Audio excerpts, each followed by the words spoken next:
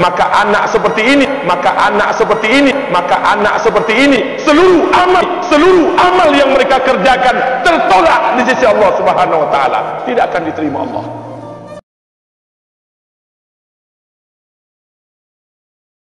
Tahajudnya 10 rakaat setiap malam, duhanya 12 rakaat setiap pagi, baca Qurannya one day one juz, satu hari satu juz, malamnya one night one juz, satu malam satu juz.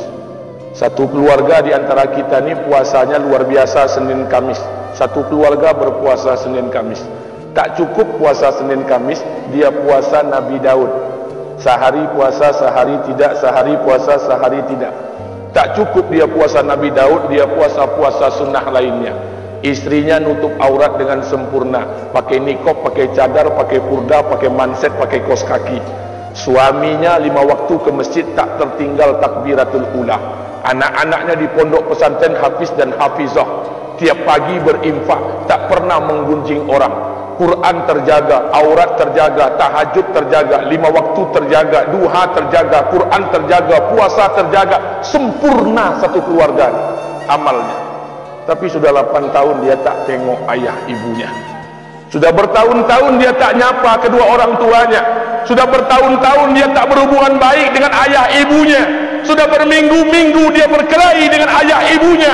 Sudah berhari-hari dia bermusuhan dengan kedua orang tuanya. Maka anak seperti ini, seluruh amal yang mereka kerjakan tertolak di sisi Allah Subhanahu wa taala, tidak akan diterima Allah. Sebaliknya, kalau ada di antara kita hari ini yang pandai melayani ayah ibunya, tidak ada uang ayah ibu dia kasih uang, tak ada rumah ayah ibu dia buatkan rumah, sakit ayah ibu dia bawa ke rumah sakit, dirawat ayah ibunya dia jaga, kotoran ayah ibunya dia bersihkan pakai tangannya sendiri. Ada di antara kita hari ini yang membersihkan kotoran ayah ibunya lebih dia nikmati daripada makanan yang ia sukai. Begitu luar biasanya dia melayani ayah ibunya, tapi dia tinggalkan solat, dia injak-injak perintah Allah, dia tinggalkan perintah Allah dengan mutlak. Maka kebaikan satu orang anak ini kepada ayah ibunya seluruhnya tidak diterima Allah Subhanahu wa taala. Atau jangan-jangan inilah yang menjadi penyebab amal kita tak diterima Allah. Atau jangan-jangan inilah yang menjadi penyebab amal kita tertolak di sisi Allah. Kita solat juga, kita sujud juga, kita puasa juga, kita ngaji juga, kita dengarkan ceramah juga. Maka oleh karena itu, Pak, Bu, ayah kita tu tinggal di kampung, ayah ibu tinggal di kampung sana. Terkadang ayah ibu kita tak sekolah, SD, SMP, SMA tak tamat. Dia sekolahkan kita SD, SMP, SMA, S1, S2, S3 dengan harapan hidup kita lebih baik daripada keadaan dia sekarang. Tapi apa yang membuat kita jarang untuk menjenguk mereka? Saya ingin sampaikan buat kita bersama, ayah ibu kita tak tahu kita ni eselon 1, eselon 2, Pak.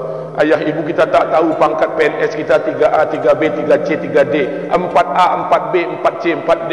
Ayah ibu kita tak tahu kita ni public figure. Ayah ibu kita tak tahu dan tak mau tahu. Yang dia tahu kita ni anaknya. Ayah ibu kita tak tahu kita punya sawit berapa. Ayah ibu kita tak butuh mobil kita, dia tak butuh rumah kita, tapi yang dia butuhkan kita. Apa yang membuat kita jarang untuk menjenguk mereka? Tahun 2016 di Masjid Damai Langgeng, saya diundang ceramah di sana. Habis pulang ceramah, saya baca WA SMS. Ada seorang ustaz Pekanbaru kirimkan WA dengan saya. Saya baca 2 kali, air mata saya menetes. Kenapa? Karena WA itu berisi cerita satu orang ibu sedang menelpon anaknya. Ibunya nelpon anaknya. Assalamualaikum nak.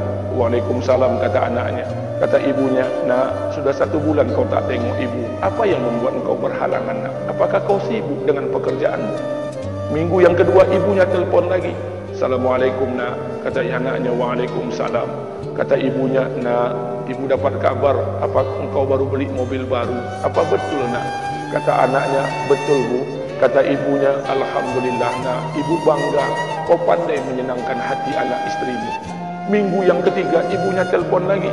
Assalamualaikum nak, kata anaknya. Waalaikumsalam. Kata ibunya, nak, ibu dapat kabar bahwa engkau baru beli rumah baru. Apa betul nak?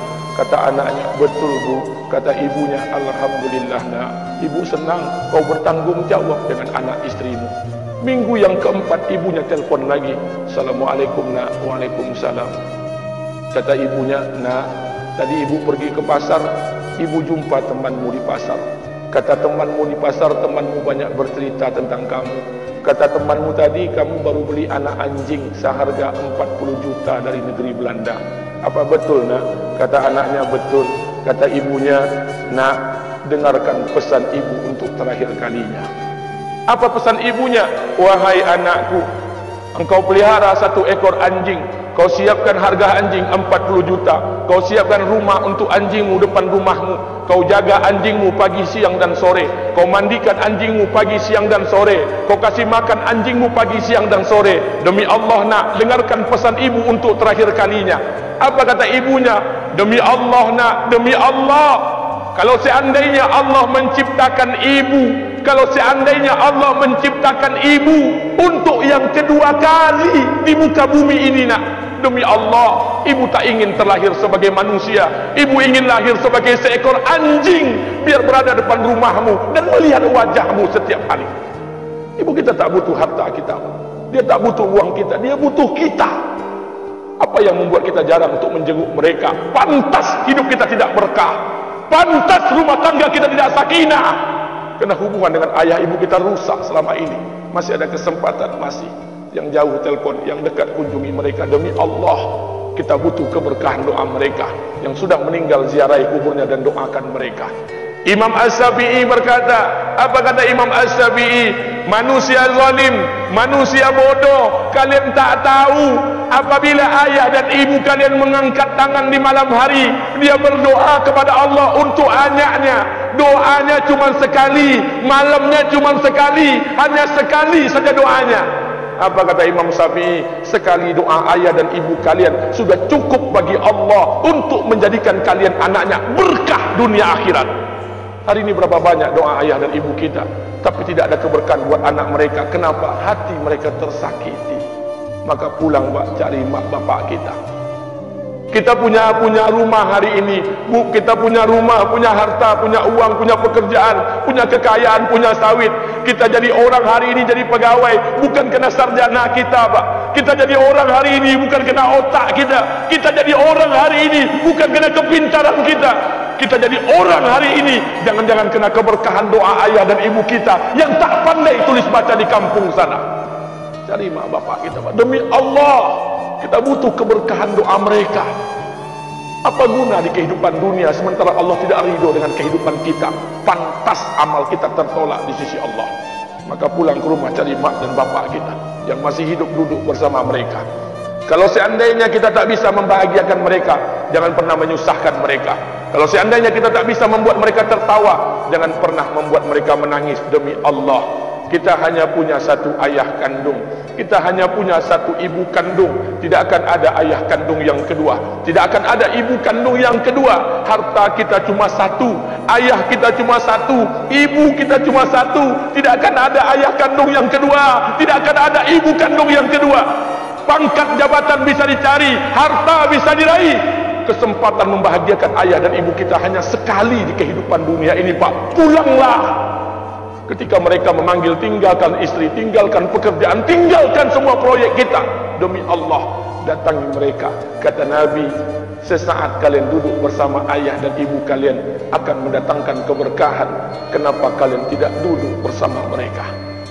Jangan-jangan inilah yang menjadi penyebab amal-amal kita tertolak.